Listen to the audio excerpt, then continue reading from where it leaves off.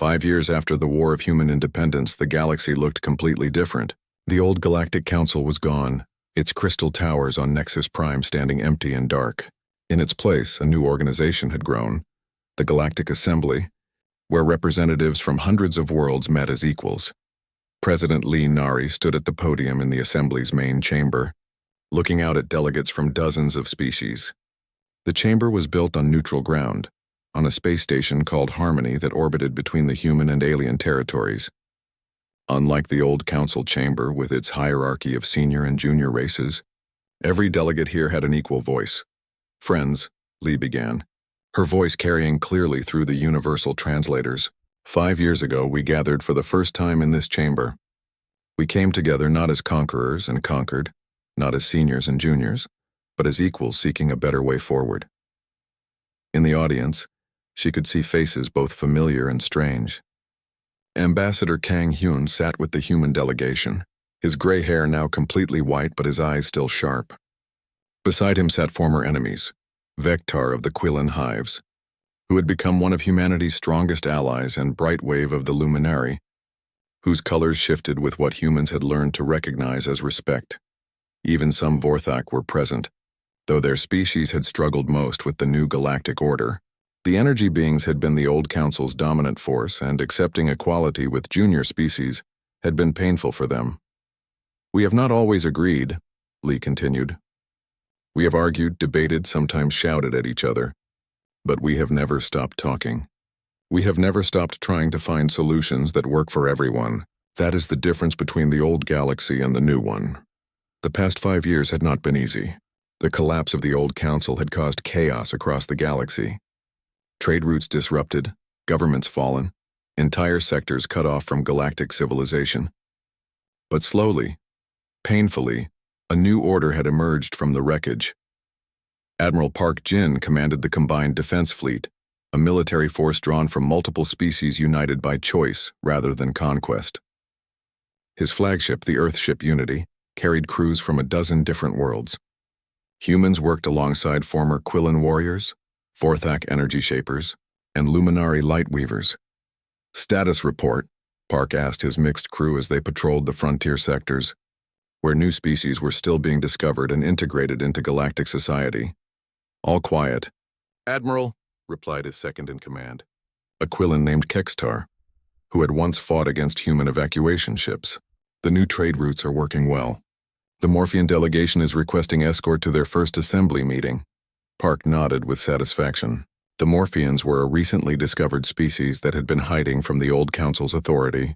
Now they were eager to join the new galactic community, knowing they would be treated as equals rather than as potential subjects. The military cooperation had been one of the new galaxy's greatest successes. Species that had fought each other for centuries now worked together, sharing knowledge and protecting each other's interests. The old system of dominant races using lesser species as soldiers was gone, replaced by voluntary cooperation based on mutual respect. But the real changes were happening in science and technology. Dr. Yoon Soo had returned to her research, but now she worked on Harmony Station alongside alien colleagues who valued her contributions. Her new laboratory was a wonder of cooperative science, where human creativity combined with alien knowledge to create medical advances that benefited everyone. "The neural regeneration therapy is working better than expected," she told her research partner, a luminary healer named Softlight. "By combining your energy healing techniques with our genetic therapy, we can now treat brain injuries that were previously impossible to cure." Softlight's colors shifted to pleased yellow-green. "It is amazing what we can accomplish when we work together as equals rather than as teachers and students." The cooperation extended beyond medicine. Human engineers worked with Vorthak energy masters to build cities that were both beautiful and practical. Quillen mathematicians collaborated with human scientists to solve problems that had puzzled the galaxy for millennia. Luminary artists created works of light and sound with human musicians that moved audiences of every species to tears. The economic transformation had been just as dramatic. The old system of senior races controlling trade and resources was gone. In its place, a free market had emerged where success was based on innovation and hard work rather than species age or political connections. Captain Kim Tae, who had once fought to evacuate humans from alien territories, now commanded a mixed-species trading vessel that carried goods throughout the galaxy. Her crew included humans, Quillans, and even a few Vorthak, who had adapted to the new economic reality. "Next stop, the Kepler system," she announced to her crew. "The mining operation there is finally back online under joint management. Human efficiency, Quillan organization, and Vorthak energy manipulation working together." It was deeply satisfying to Kim that the Kepler system, whose loss had triggered humanity's departure from the old council, was now a symbol of the new cooperation. The mining rights belonged to no single species but were shared among all members of the assembly based on contribution and need. The political changes had been the most difficult to implement. Many alien species had lived under the old system for thousands of years. The idea that a species only 50 years in space could have equal voice with ancient civilizations was hard for some to accept. But slowly, minds were changing. Ambassador Ryu Sen, who had once led humanity's intelligence network against the Council, now worked openly as Earth's representative to the smaller alien species. She helped newly discovered civilizations navigate their entry into galactic society, ensuring they were treated with respect rather than patronized or exploited. "The key," she explained to a delegation of Deltans, a species that had just achieved faster-than-light travel, "is that you do not need to prove you are worthy of respect. Respect is your right simply because you are intelligent beings trying to build a better life for your people." The Deltan leader, an insectoid being not unlike the Quillans but smaller and more delicate, clicked his mandibles in what his species used for agreement. "The old story spoke of the Council as beings of great wisdom, who would judge if we were worthy to join galactic civilization. You say instead that we are already worthy. You discovered faster-than-light travel on your own," Ryu replied. "You built a peaceful society that takes care of its people. You reached out to the galaxy in friendship rather than conquest. What more proof of worthiness could anyone need?" It was conversations like this that convinced Ryu that the new galaxy was better than the old one. Instead of ancient species deciding who was worthy of respect, each civilization was encouraged to contribute their unique gifts to the galactic community. The educational system had transformed as well. The old method of senior species teaching junior species had been replaced by true exchange programs. Human children attended school alongside alien students, learning about different cultures and ways of thinking. More importantly, they learned that intelligence and worth were not determined by how long a species had been in space. Kim Bo, now 8 years old, attended the mixed species school on New Geneva Colony. Her best friend was a young luminary named Bright Hope, whose light form flickered with the rapid changes of childhood excitement. "Today we learned about the War of Independence," Bo told her parents over dinner. "The teacher said humans were very brave to stand up for themselves." Her father, a former Earth fleet officer who now worked as a civilian engineer, smiled. "It was not about being brave, sweetheart. It was about being treated fairly. All intelligent beings deserve respect, even when they are young species," Bo asked innocently. "There are no young or old species," her mother replied. "There are only people trying to build good lives for themselves and their families. Age does not make anyone more or less worthy of respect. It was this generation, the children who grew up after the war, who would truly build the new galactic order. They learned cooperation instead of domination, respect instead of hierarchy, innovation instead of tradition. The transformation was visible even in architecture. The new buildings on Harmony Station combined the best of every species' design principles. Human practicality met Vorthak beauty. Quillan organization joined with luminary artistry. The result was structures that were both functional and inspiring, representing the best of what cooperative civilization could achieve. President Lee Nari finished her speech to the assembly with words that would be remembered for centuries. "We have learned that the galaxy is not a pyramid with ancient species at the top and young species at the bottom. The galaxy is a circle where every being has value, every voice deserves to be heard, and every dream deserves a chance to become reality." The applause that followed came from delegates of every species, their voices joining in harmony despite their different languages and sounds. It was the sound of a galaxy that had learned to respect itself. As the assembly session ended and delegates prepared to return to their worlds, Ambassador Kang Hyun stood in the observation deck looking The largest fleet in galactic history hung at the edge of the solar system like a metal storm. 3,000 ships from every major species in the Council, their weapons charged and ready for battle. War Marshal Zethkalar of the Vorthak floated on his command ship's bridge, his energy form pulsing with satisfaction. At last, he said to his officers, "We will end this human nonsense once and for all. No species leaves the Council. No species defies galactic order. Today we restore proper authority to the galaxy." The alien fleet was magnificent and terrifying. Vorthak energy cruisers that could split planets, Quillen hive ships swarming with warrior drones, luminary light destroyers that turned matter into pure energy. The combined firepower could destroy 100 worlds. Against them, Earth had only 300 ships. It should have been a massacre. Admiral Park Jin stood on the bridge of his flagship Sol, watching the enemy fleet approach on his tactical displays. At 57, he had spent his entire career preparing for this moment. 50 years of studying alien tactics, learning their weaknesses, preparing humanity's defense. "All ships report ready, Admiral," his communications officer announced.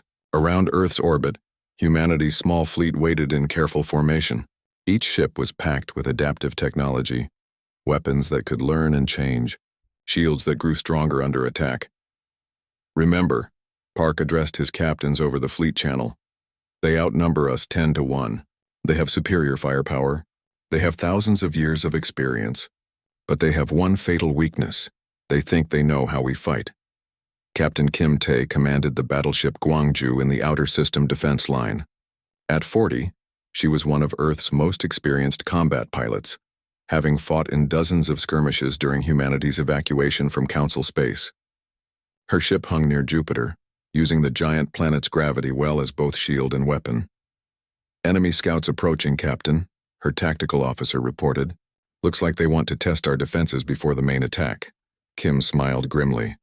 "Then let's give them something to think about. Engineering, prepare the gravity bombs. Navigation, calculate slingshot trajectories around Jupiter. Let's show them what human creativity looks like." The first wave of Council ships approached expecting conventional warfare. Instead, they found themselves flying into a maze of gravitational anomalies.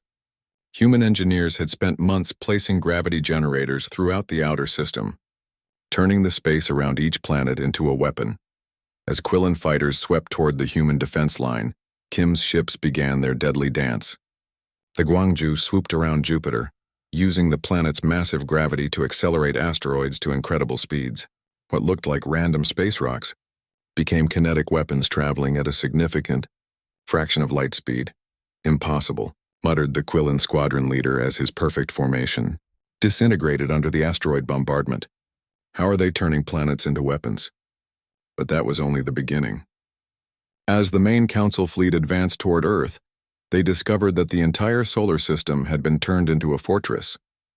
Mars launched its continents as massive kinetic projectiles. Jupiter's moons revealed hidden weapons platforms. Even the asteroid belt came alive with defensive systems. War Marshal Zethkalar watched in growing amazement as his superior fleet struggled against tactics that made no sense. "They are using gravity manipulation on a system-wide scale," he told his staff officers. "This level of engineering should be impossible for such a young species." "Perhaps," suggested one of his advisors, "we underestimated their capabilities." "Impossible. They have been spacefaring for barely a century. We have ruled the galaxy for millennia." But even as he spoke, Zethkalar could see his attack formations being torn apart by weapons that seemed to bend the laws of physics. The battle's turning point came when Admiral Park Jin revealed humanity's greatest secret.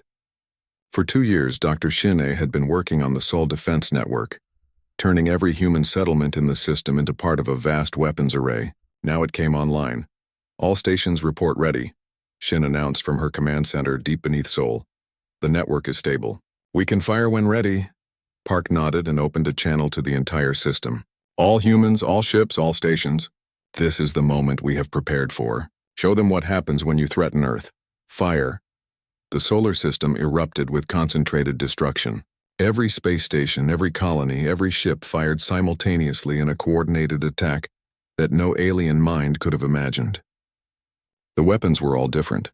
Energy beams, kinetic projectiles, gravity waves, exotic matter. but they were all aimed with computer precision at the same target. The lead council battleship, a massive Vorthak dreadnought called Eternal Glory, simply vanished. One moment it was there, the next it was scattered atoms drifting in space. The aliens had never seen anything like it. Retreat, Zethkalar ordered in panic. All ships fall back to minimum safe distance. But as the council fleet tried to reorganize, Admiral Park Jin sprung his greatest trap. The message came from Captain Jang Hoon, transmitted from orbit around the Vorthak homeworld. War Marshal Zethkalar, this is Captain Jang of the human stealth ship Docto. I am currently positioned over your capital city. Stand down immediately or watch your homeworld burn. Similar messages came from human ships positioned around every major alien world. While the Council had been massing their attack fleet, human stealth ships had slipped undetected into their most secure systems. The hunters had become the hunted. Impossible, Zethkalar whispered. Our sensors would have detected them. Our defenses would have stopped them. Your sensors looked for ships like yours, Jang replied calmly. Your defenses were designed to stop weapons, you understand. We spent 50 years learning how you think, how you fight, how you defend yourselves. Then we built technology that works differently. The Council fleet found themselves facing an impossible choice. Attack Earth and watch their own worlds die, or retreat and admit that the junior species had outmaneuvered them completely. But Zethkalar was too proud to surrender. They are bluffing, he announced to his fleet. Humans are not capable of genocide. They are too soft, too moral. They will not destroy innocent civilians to win a war. He was wrong. Captain Jang's next transmission was brief and terrifying. War Marshal, I am firing one shot at an uninhabited area of your homeworld. This is your only warning. The beam that struck the Vorthak world was visible from orbit, a lance of pure energy that carved a canyon 100 kilometers long and 10 kilometers deep. The display of power was precise, controlled, and absolutely devastating. The next shot will be at your capital city, Jang announced. You have 60 seconds to order your fleet to withdraw from human space. Across the galaxy, similar demonstrations were taking place. Quillen hive worlds watched in terror as human weapons carved precise patterns in their moons. Luminary energy cities flickered as human ships disrupted their power grids from orbit. The message was clear. Earth could reach anywhere, strike anyone at any time. The Great Council fleet, the pride of galactic civilization, turned around and ran. But even as they retreated, the aliens were learning something that would change the galaxy forever. The humans had not won through superior numbers or overwhelming firepower. They had won through superior intelligence, better planning, and the willingness to think in ways that their enemies could not predict. How did they do this? Zethkalar demanded of his intelligence officers as his fleet limped back to Council space. How did a species barely a century old defeat the combined might of the galaxy? The answer came from an unexpected source. Quillen delegate Vectar, who had tried to negotiate with humanity months earlier. Because we taught them everything we knew, and they learned it better than we did. Because we treated them like students when they were actually studying us. Because we thought experience always beats intelligence, but we were wrong. The war of human independence was over. Earth had faced the mightiest fleet in galactic history and sent it running home. But more importantly, they had done it without destroying a single inhabited world, without committing the genocide that aliens expected from primitive species. The galaxy would never be the same. The old order of senior and junior species was broken. The Council's authority was shattered, and somewhere in the ruins of that ancient system, something new was being born. Admiral Park Jin stood on his bridge, watching the alien fleet disappear into hyperspace. Around him, his officers celebrated humanity's greatest victory, but Park was not celebrating. He was thinking about the future, about what would happen next, about the galaxy they would all have to live in after today. Send a message to all human ships, he ordered. Stand down from combat alert. Begin rescue operations for any alien survivors, and send word to Earth. The war is over. We won. But Park knew that winning the war was only the beginning. Now came the harder task, building a peace that would last, creating a galaxy where all species could live with dignity and respect. The humans had proven they could fight. Now they would have to prove they could lead. 2 years after Earth's departure from the Galactic Council, the cracks were showing everywhere. On Nexus Prime, the beautiful crystal spires that had stood for 1,000 years were starting to crumble. The foundations, designed by human engineers 50 years ago, were failing without proper maintenance. Council Speaker Veltharion floated through his damaged office, his energy form flickering with worry. Through the broken windows, he could see work crews trying to repair the failing structures, but they were not human crews. Humans were forbidden in council space now. The alien workers moved slowly, unsure of themselves, following repair manuals they did not fully understand. "How long until the main tower falls?" he asked his aide, a young Vorthak named Krental. "The engineers say maybe 6 months, maybe less. The humans designed these buildings to be maintained by humans. Our people do not understand the technology well enough to fix it properly." Veltharion pulsed with frustrated anger. For 2 years, the council had been trying to solve the human problem, without admitting how much they depended on human expertise. They had hired alien engineers to replace human systems, but the work was slow and expensive. Worse, it often failed. The economic crisis was getting worse every day. Ambassador Ryusan watched from the shadows as council space descended into chaos. Her network of human agents and alien sympathizers had spent 2 years systematically sabotaging the infrastructure that kept galactic civilization running. It was beautiful work, really. Nothing obvious, nothing that could be traced back to humans. Just small problems that added up to big disasters. A navigation computer that calculated jump coordinates wrong, sending a cargo ship to the wrong system. A communication relay that developed static just when important messages needed to get through. A banking system that processed transactions slowly, causing delays in the galactic economy. "Status report," Ryu said to her team during a secret meeting in an abandoned warehouse on Nexus 7. At 38, she had become one of the galaxy's most effective spies, though the aliens still thought she was just a minor diplomat trying to negotiate Earth's return. "The Vorthak energy grid is operating at 60% efficiency," reported Agent Kim Day, a human who had spent 10 years working as an engineer on Kristalla. Without human maintenance, their power systems are slowly degrading. They are having to shut down entire city sections to save energy. "The Quillan trade routes are in chaos," added Agent Yoon Hak, who had infiltrated the Quillan merchant fleet. "Their cargo ships are breaking down faster than they can be repaired. Some hive cities are rationing food because supply convoys keep getting lost or delayed." Ryu smiled. It was a cold smile that would have frightened her old diplomatic colleagues. "And the Luminari?"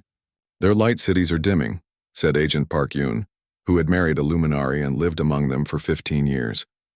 "They depend on complex energy harmonics that only humans really understood. Without proper maintenance, their technology is becoming unstable. Some of their floating cities have already fallen from the sky."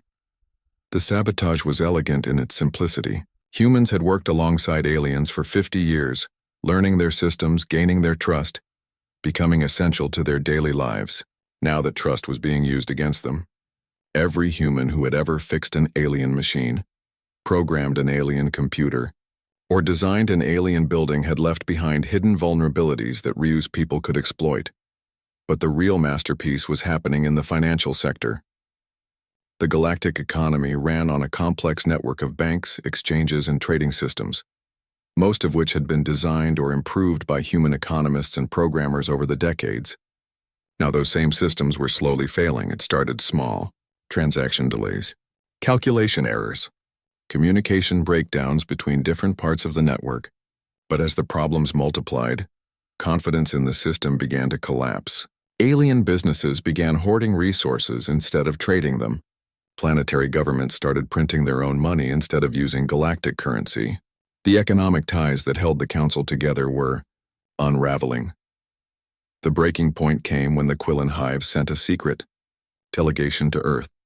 The insect aliens were facing famine as their trade routes collapsed and their technology failed. Desperate, they swallowed their pride and asked for help. Ambassador Kang Hyun received them in the ruins of the old council embassy in Geneva. At 62, he looked older and more tired than before, but his eyes still burned with quiet anger. The Quillan delegation was led by Vektar, a young diplomat who had not been part of the original insult to humanity. "Ambassador Hyun," Vektar began, his 6 arms moving in gestures of respect. "My people are suffering. Our trade systems are failing. Our technology is breaking down. We need human expertise to save our civilization." Hyun studied the insect alien for a long moment. 2 years ago, your people voted to take our mining rights away. Your delegate called us too young and primitive to deserve equal treatment. Now you want our help? That was a mistake, Vectar admitted. His voice was heavy with shame. We did not understand how important humans had become to our society. We thought we were the teachers and you were the students. We were wrong. Mistakes have consequences, Hyun replied coldly. Your mistake cost human lives when your fleets tried to stop our evacuation. Your mistake led to the current war. Why should we help you now? Vectar's mandibles clicked nervously. Because innocent people are dying. Quillen children are starving because food convoys cannot reach them. This is not their fault. For a moment, Hyun's expression softened. Despite everything, he was still a diplomat at heart. He had spent his career trying to build bridges between species, not destroy them. But then he remembered the contempt in the council chamber, the casual dismissal of human achievements, the assumption that humanity would always be junior partners. Then tell your council to stop treating us like children, he said finally. When you are ready to negotiate as equals with equals, then we can talk. Until then, you made your choice. Live with it. The Quillen delegation left empty-handed. But their visit had consequences nobody expected. Word spread quickly through council space that the Quillens had tried to negotiate secretly with humans.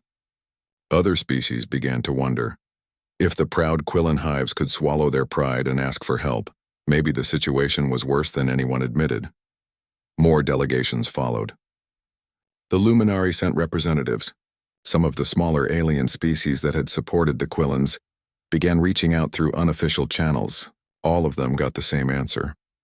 Earth was not interested in helping the people who had treated them like second-class citizens, but not everyone in the council was trying to negotiate. Professor Oh-jun's intelligence network brought disturbing news to Earth. The hardliners, led by the Vorthak military, were planning a final solution to the human problem. They are calling it the Stability Fleet, Will reported to President Lee Nari, the largest military force ever assembled. Ships from every major species, armed with planet-killer weapons. Their plan is simple. Destroy Earth and all human colonies, then tell the galaxy that we were a threat to galactic peace. Lee stared at the intelligence reports with growing alarm. The images showed thousands of alien warships gathering in secret locations throughout council space. Vorthak energy cruisers that could crack moons, Quillen hive ships carrying millions of warrior drones, Luminari light destroyers that could turn entire fleets to ash. How long until they are ready? She asked. 6 months, maybe less. They are trying to keep it secret. But movement on this scale is hard to hide. Our agents report that they plan to strike without warning, hoping to end the war before it really begins. Lee was quiet for a long time, thinking. Finally, she looked up with determination in her eyes. Then we need to move faster. Send word to Admiral Park, begin Operation Mirror. Send word to Ambassador Ryu. Activate all sleeper cells. And contact Captain Jang Hoon on the Docto. Tell him it is time to show the galaxy what human stealth ships can really do. Captain Jang commanded. Earth's most secret weapon. A stealth destroyer that could go anywhere undetected. For 2 years, the Docto had been slipping through council space, mapping alien defenses, planting surveillance devices, preparing for the war everyone knew was coming. But now Yang had a different mission. While the council prepared their stability fleet to destroy Earth, the Docto was positioning itself around the most important alien worlds. If the council wanted to threaten human lives, they would learn that humans could threaten alien lives just as easily. The message Zhang sent from orbit around the Vorthak homeworld was simple and terrifying. We are here. We are watching. We are ready. Similar messages came from human ships positioned around Quillen hive worlds, Luminari energy cities, and the homeworlds of every species in the council. The aliens had been so focused on building their attack fleet that they had not noticed human ships slipping into their most secure systems. The balance of power in the galaxy had shifted without anyone realizing it. The council thought they were preparing to destroy a rebellious junior species. Instead, they had walked into the greatest trap in galactic history. 1 year after humanity left the Galactic Council, Earth looked very different. Chief Engineer Nam Hai stood on Luna Station, watching the construction of the Great Defense Grid. Thousands of human workers moved between the orbital platforms, building weapons that had never existed before.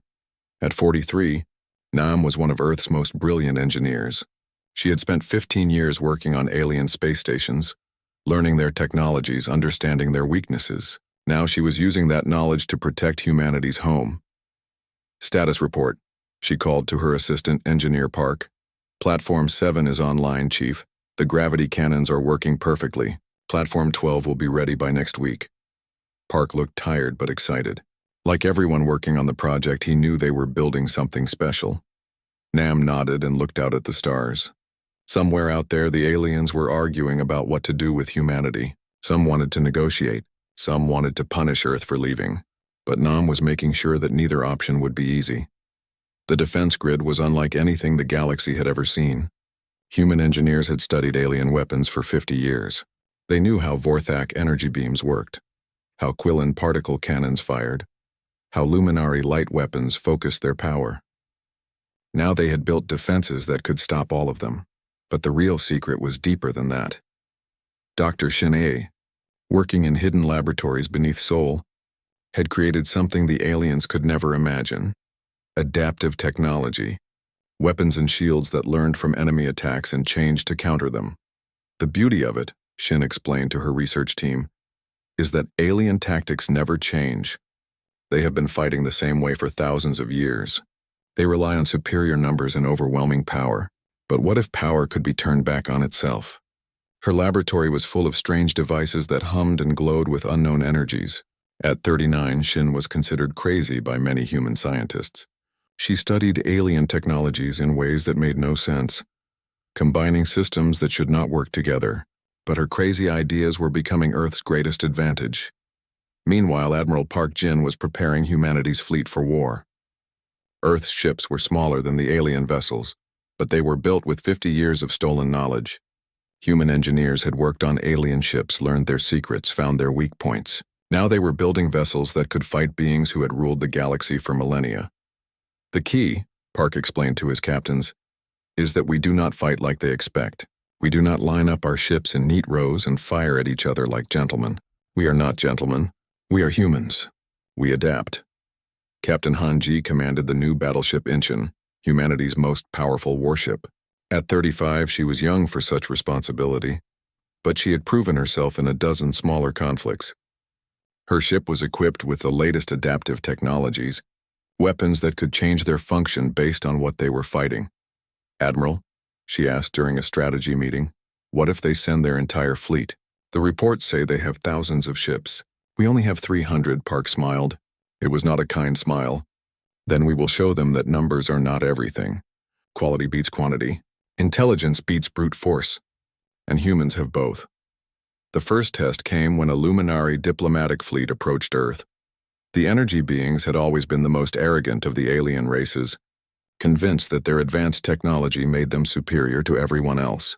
Now they came demanding that Earth rejoin the Council and accept appropriate punishment for their rebellion. The Luminary ships were beautiful things, made of crystallized light that shifted through every color of the spectrum. They moved with perfect grace, their weapons capable of turning entire planets into glass. Their commander, a being called Bright Justice, sent a message to Earth's government. Humans, the translated message said, your childish rebellion has caused enough damage. You will return to your proper place in the galactic order. Surrender now and your punishment will be light. Admiral Park Jin's response was broadcast across the galaxy. Earth is closed to Council species. You are no longer welcome here. Leave our space immediately or face the consequences. Bright Justice's light form pulsed with what might have been laughter. Consequences? From children who have been spacefaring for barely a century? You cannot threaten us, little humans. We are Luminari. We have mastered the forces of creation itself. Then you should understand what happens when creation meets adaptation, Park replied. The Luminary fleet moved toward Earth, their weapons charging with enough power to destroy a moon. They expected the humans to run or surrender. Instead, they found themselves facing Captain Hanji's battleship Incheon, hanging in space between the alien fleet and Earth like a silver shield. One ship? Bright Justice was confused. They send one ship against our entire fleet? Maybe they want to surrender ceremonially, suggested another Luminary commander. Some species have strange customs. But when the Luminary fleet opened fire, they learned that humans were full of surprises. The concentrated fire of 20 alien warships struck the Incheon directly, enough energy to vaporize a city. The humans should have died instantly. Instead, something impossible happened. The Inchon absorbed the energy. Dr. Shin A's adaptive technology had been working for months to understand luminary weapons. The ship's hull was embedded with millions of microscopic devices that could capture and redirect energy attacks. As the alien weapons fired, the Inchon systems learned their frequencies, their power patterns, their weaknesses. Then the human ship fired back. The Inchon's main cannon sent the captured energy straight back at the luminary fleet, but changed and focused by human engineering. The aliens' own power turned against them with interest. 3 luminary ships simply vanished, turned back into the raw energy they had been born from. Impossible, Bright Justice whispered. How did they? We learned from you, Captain Hanji replied over the radio. 50 years of watching, listening, understanding. Did you think we were wasting our time? The battle was over in minutes. The surviving luminary ships fled back to Council space, carrying news that changed everything. Humanity was no longer helpless.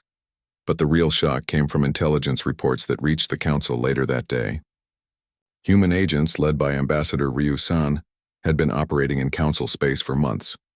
While everyone focused on the dramatic evacuation, Ryu had been building a network of contacts, allies, and saboteurs. Ryu was Kang Hyun's former assistant, a small woman with a quiet voice and a brilliant mind.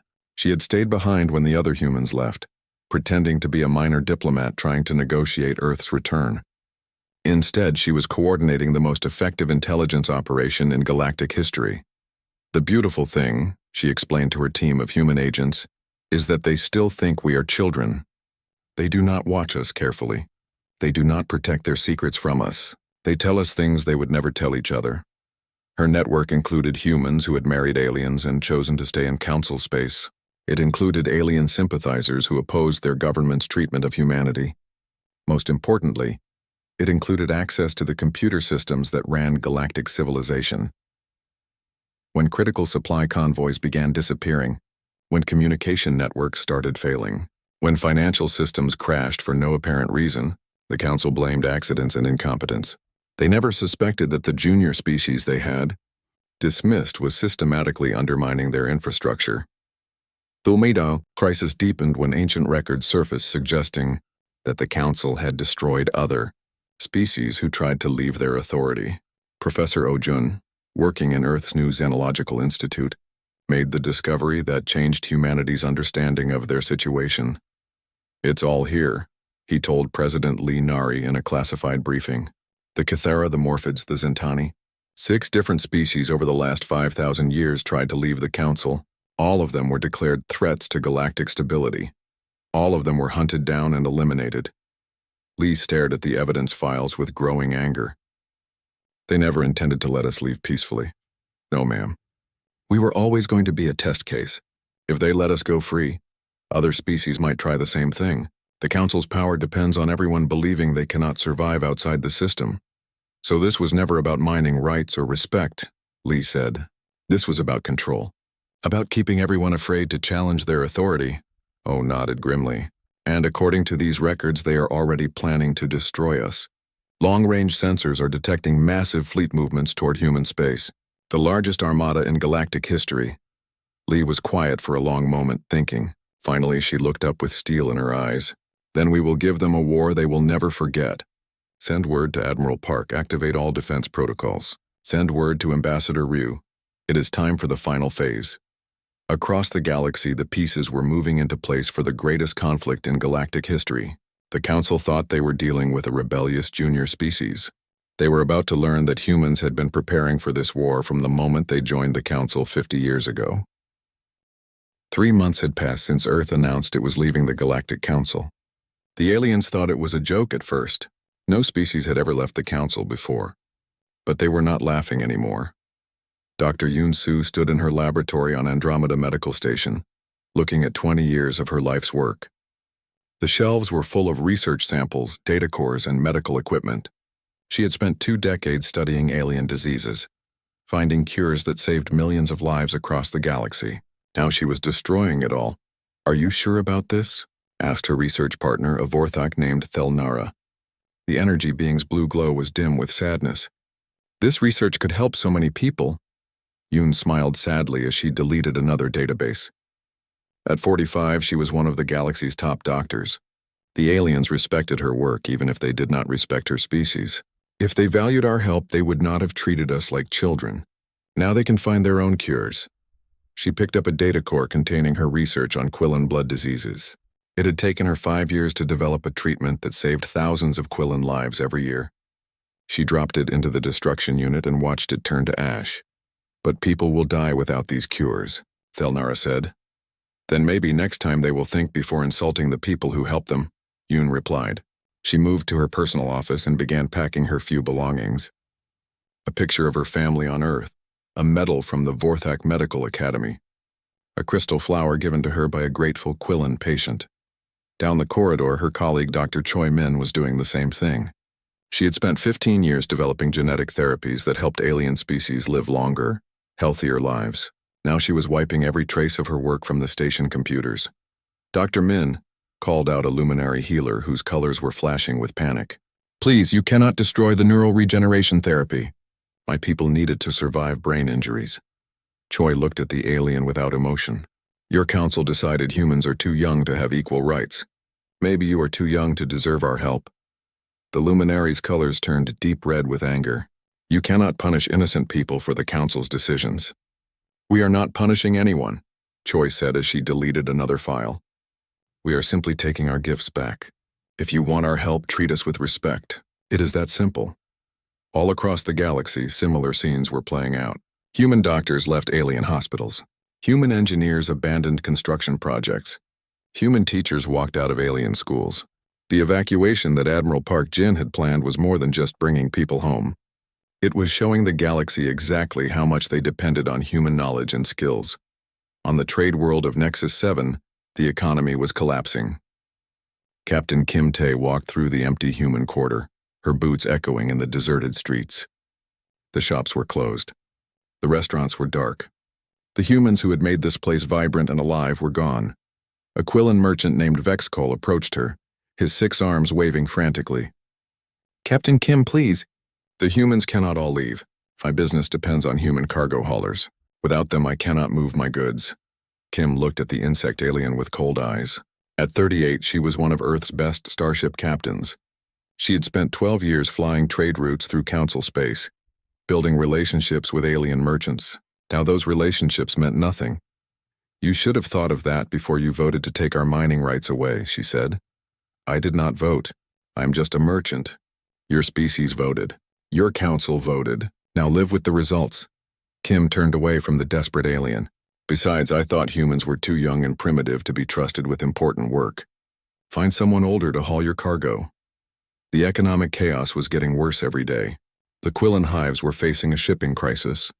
Their elegant cities were built on hundreds of worlds, connected by trade routes that humans had mapped and maintained. Without human cargo haulers, goods were not moving. Without human engineers, the gravity processors that made space travel safe were breaking down.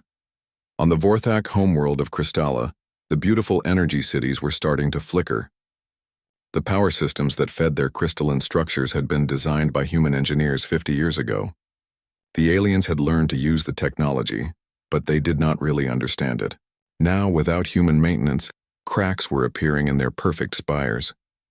But it was on New Busan Colony where the real trouble started. The small human settlement in Quillan space had been there for 20 years. The colonists had built farms and factories, schools and hospitals. They had been good neighbors to the nearby Quillan hive city.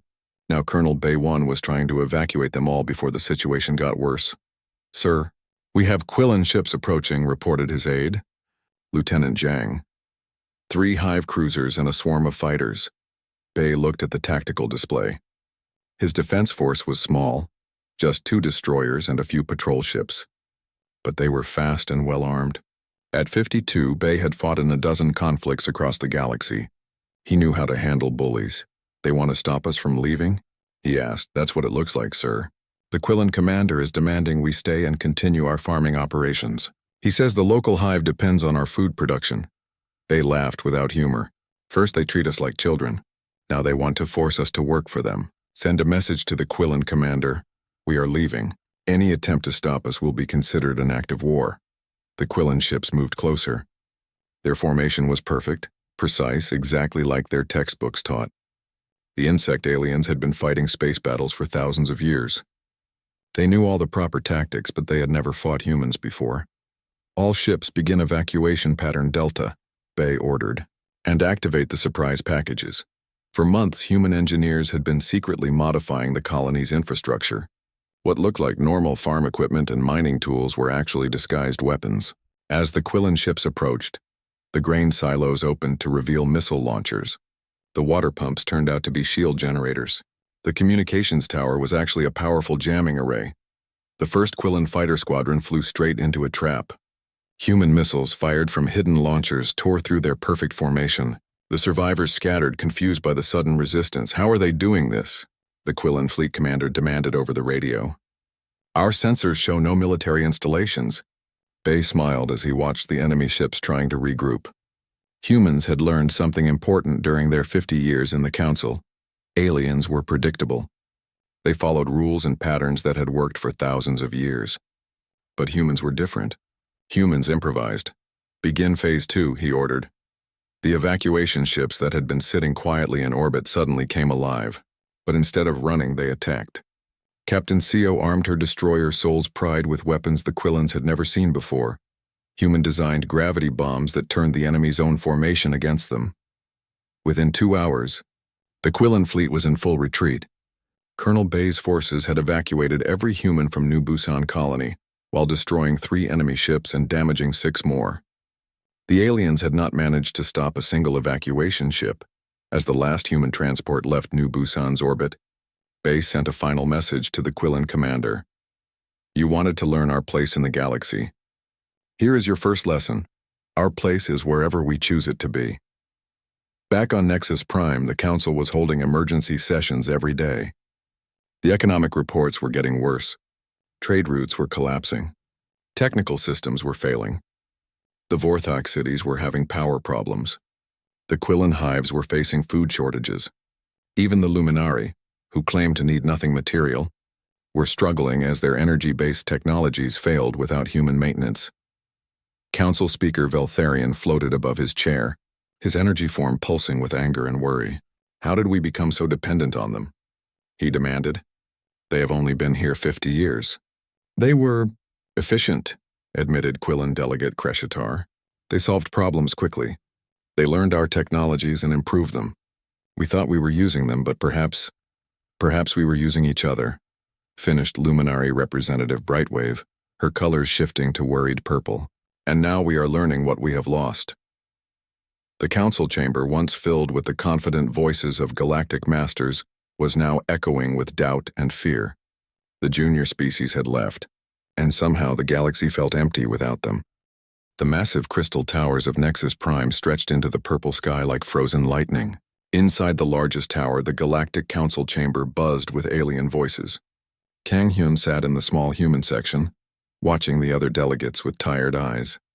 For 50 years, humanity had been part of this council. For 50 years, they had been treated like children. The Vorthak delegates floated above their seats, their bodies made of pure energy crackling with soft blue light. They spoke in musical tones that hurt human ears. The Quillen representatives clicked their insect mandibles together, their 6 arms moving in complex patterns.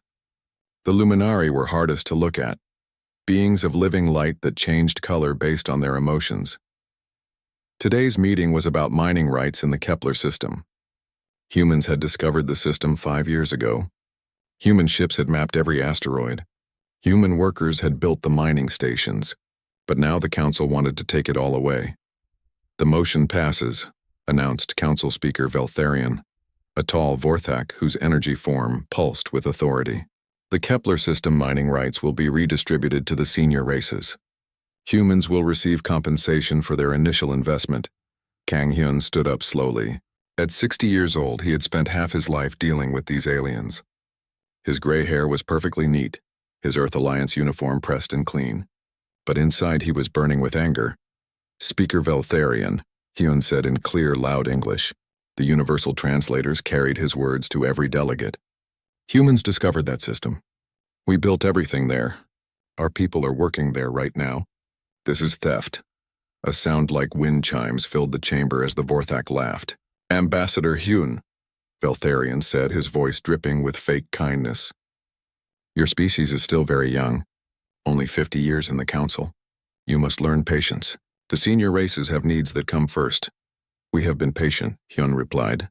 His hands were shaking, but his voice stayed steady. "For 50 years we have followed every rule. We have shared our technology. We have helped build your cities. We have fought in your wars. And still you treat us like we are nothing." The Quillan delegate Kreshtar clicked his mandibles. "Young species must prove themselves worthy. Humans have not yet earned the rights of the elder races." "Earned them?" Hyun's voice rose. "What more do we need to do? Human doctors saved 1 billion Vorthak lives during the Plague War. Human engineers designed half the buildings on this planet. Human soldiers died protecting Quillan colonies from the Void Raiders. What more proof do you want?" The chamber fell silent. Even the always-moving Luminari stopped their color-changing dance. Veltharion's energy form pulsed with what might have been surprise. "Your contributions are noted," the speaker said finally. "But the decision stands. The Kepler system will be redistributed. Young species must learn their place in the galactic order." Hyun stared at the floating alien for a long moment. Then he reached up and removed the small translator device from his ear. The device that let him understand alien languages. The device that made him part of this council. "Then humanity will learn its place," he said in English, knowing most of them could not understand without translators. "Our place is not here." He walked out of the chamber. Behind him, alien voices rose in confusion and anger, but Hyun did not look back. Meanwhile, far from Nexus Prime, Admiral Park Jin stood on the bridge of the Earth battleship Seoul. Through the huge windows, he could see Luna Station spinning slowly against the star field. At 55, Park was one of Earth's most experienced space commanders. His ships were smaller than the alien fleets, but they were fast and tough. "Admiral," his communications officer called out, "we're getting a priority message from Earth. President Lee wants to speak with you right away." Park walked to his private office and activated the secure channel. President Lee Nari appeared on the screen. She was a small woman with sharp eyes and iron in her voice. She had led Earth for 8 years, through good times and bad. "Admiral," she said without greeting, "I assume you heard what happened at the council meeting?" "Yes, ma'am. Ambassador Hyun sent a full report. They took the Kepler system away from us." "They did more than that," Lee said. Her face was hard as stone. "They showed us exactly what they think of humanity. After everything we have done for them, we are still just junior partners. Still just children who need to be told what to do." Park nodded. He had been expecting this conversation for years. "What are your orders, ma'am?" "I'm calling an emergency session of Parliament tonight. But I think you know what the vote will be. How long would it take to evacuate all our people from Council space?" "All of them?" Park was quiet for a moment, thinking. "Scientists, diplomats, traders, military advisors. We have over 1 million people scattered across the galaxy. It would take months to bring them all home safely. Then start planning now. And, Admiral?" Lee's eyes were like steel. "When we leave, we take everything with us. Every piece of technology we shared. Every database we built. Every favor we are owed. If they want to treat us like children, they can learn to live without us." The screen went dark. Park stared out the window at the stars. Somewhere out there on hundreds of worlds, humans were working alongside aliens, building things, healing the sick, teaching alien children. Most of them had no idea that their world was about to change forever. "Communications," Park called out. "Send a coded message to all fleet commanders. Operation Homecoming is now active. All ships are to begin discreet preparation for emergency evacuation." "Sir?" The young officer looked confused. "We're going home," Park said simply. "All of us." 3 hours later, President Lee Nari stood before the Earth Parliament. The great chamber was packed with representatives from every nation, every colony, every human settlement in space. She looked out at the faces of humanity's leaders and took a deep breath. "Fellow humans," she began, "today the Galactic Council showed us their true feelings. Despite 50 years of partnership, despite all our sacrifices and contributions, they see us as nothing more than junior members who must learn our place." The chamber erupted in angry voices. Lee waited for quiet. "I am asking Parliament to vote on a simple question. Should humanity remain in the Galactic Council?" The vote was not even close. 312 votes to leave, 8 votes to stay. As the results were announced, Lee felt a strange mix of fear and excitement. Humanity was about to be alone in the galaxy again, but they would be free. "Send the message to Ambassador Hyun," she told her aide. "Tell him to come home. All of them. We're done being their junior partners." In space stations and alien cities across the galaxy, humans began to pack their belongings. They did not know it yet, but they were about to shake the foundations of galactic civilization.